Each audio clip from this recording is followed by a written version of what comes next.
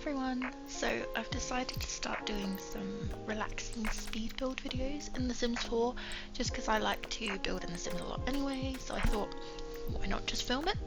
I'm hoping to do maybe one a week, maybe one every other week, providing that everything goes well, but we'll see. So a little bit about me.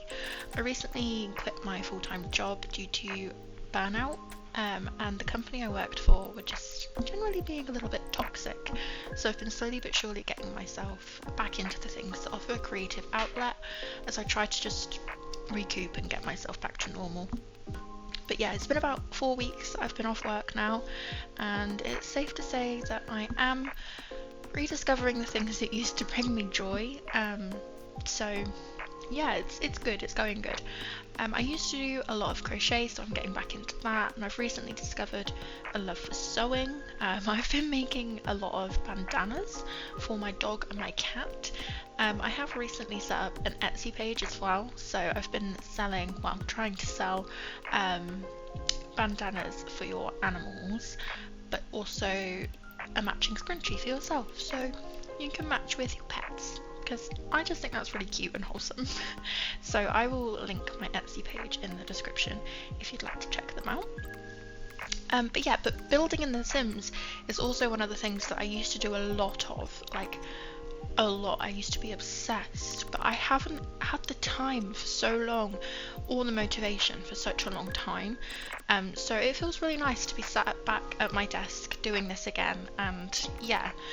I will say though, forgive me if things look a little bit janky at first. It's purely because it has been such a long time since I've had a chance to build in The Sims. Not only because of time, but because of just creative motivation. I don't know if anyone else experiences this, but when I'm not in the right headspace, I just can't be creative. I can't think of ideas. I can't make things look good, and it agitates me more than anything, so it's better to just kind of stay away from it. So yeah, now that I'm finding my groove again, I am getting back into those things, but Sims is one of them, and I am happy with how this turned out.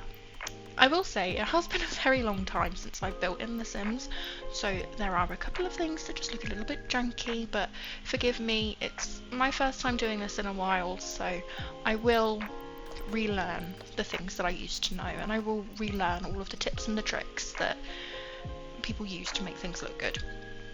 But yeah, just give me time. You'll notice I do a lot of covering things over with a load of plants and whatnot, but it works, so I'm okay with it. So now I'm just going to read the story that I have written out for this build. I like to give the families that live in them a little bit of a backstory and history, just so that I know what I'm working with and I know how the build should look.